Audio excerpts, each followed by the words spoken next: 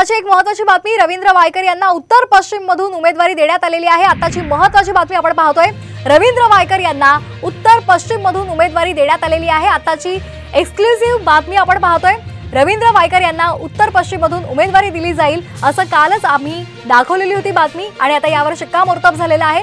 रवींद्र वायकर यांना उत्तर पश्चिम मधून उमेदवारी देण्यात आलेली आहे, त्यामुळे आता ते आजच अर्ज भरणार असल्याची सुद्धा माहिती समोर येते। आताची महत्त्वाची बातमी, रवींद्र वायकर यांना उत्तर पश्चिम मधून उमेदवारी जाहीर झालेली आहे।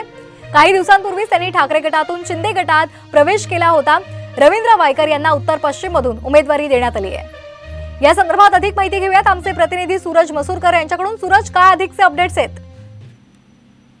नक्कीच जर का पाहायला गेलं तर कालच साम टीव्हीने हे वृत्त दाखवलं होतं की आज रवींद्र वायकर यांच्या उमेदवारीची घोषणा होऊ शकते आणि आज शिवसेनेकडून रवींद्र वायकर यांच्या उमेदवाराची घोषणा झालेली आहे। मुंबई उत्तर पश्चिम मतदारसंघातून रवींद्र वायकर शिवसेनेतून लोकसभा निवडणूक लढवणार आहेत। काही दिवसांपूर्वी देखील रवींद्र वायकर हे ठाकरे गटाला रामराम करून शिंदे गटामध्ये आले होते आणि आज रवींद्र वायकर यांची उमेदवारी जी आहे ती निश्चित झालेली आहे। आता अमोल कीर्तीकर विरोधात रवींद्र वायकर असा जो सामना आहे तो रंगणार आहे। आज रवींद्र वायकर यांची उमेदवारी घोषित झालेली आहे आणि तसंच या काही दिवसांपूर्वी शिवसेनेच्या नेत्यांमध्ये नाराजी होती। याचं कारण हे असं होतं की लवकरात लवकर उमेदवारी घोषित करा, कारण प्रचारासाठी वेळ कमी मिळेल, कारण विरोधक आधीच आमच्यावरती टीका करतायत की यांच्याकडे उमेदवार नाही आहेत। मात्र आज शिवसेनेकडून रवींद्र वायकर यांच्या नावाची घोषणा झालेली आहे, त्यामुळे आता अमोल कीर्तीकर वर्सेस रवींद्र वायकरचा सामना जो आहे तो रंगताना आपल्याला पाहायला मिळणार आहे।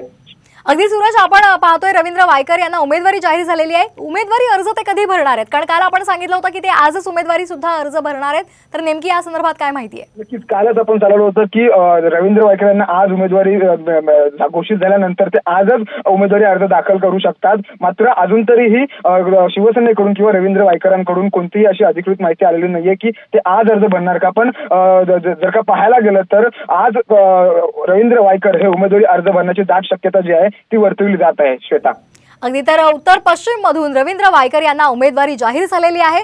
रवींद्र वायकर यांची त्या ठिकाणी ताकद आहे आणि त्यामुळे रवींद्र वायकर यांना उत्तर पश्चिम मधून उमेदवारी द्यावी असं अनेकांचं म्हणणं होतं आणि त्यानुसार आताची महत्त्वाची बातमी आपण पाहतोय, रवींद्र वायकर यांना उत्तर पश्चिम मधून उमेदवारी जाहीर झालेली आहे। शिंदेच्या शिवसेनेकडून रवींद्र वायकर यांना उत्तर पश्चिम मधून उमेदवारी देण्यात आलेली आहे, त्यामुळे आता उत्तर पश्चिम मध्ये रवींद्र वायकर विरुद्ध अमोल कीर्तीकर अशी लढत होणार आहे। आताची एक्सक्लुसिव्ह दृश्य आपण पाहतोय, रवींद्र वायकर यांना उत्तर पश्चिम मधून उमेदवारी देण्यात आलेली आहे। अनेक दिवसांपासून रवींद्र वायकर यांना उमेदवारी मिळण्याची चर्चा होती आणि आता यावर शिक्कामोर्तब झालेला आहे। आपण पाहतोय उत्तर पश्चिम मुंबईमध्ये ही महत्त्वाची लढत असणार आहे। अमोल कीर्तीकर विरुद्ध रवींद्र वायकर अशी लढत आपल्याला इथे पाहायला मिळणार आहे। महत्त्वाचं म्हणजे हे दोन्ही सुद्धा शिवसैनिक आहेत, त्यामुळे उत्तर पश्चिम मुंबईमध्ये आपल्याला शिवसैनिकांमध्ये लढत पाहायला मिळते। ठाकरे गटाचे उमेदवार अमोल कीर्तीकर विरुद्ध शिंदे गटाचे उमेदवार रवींद्र वायकर यांच्या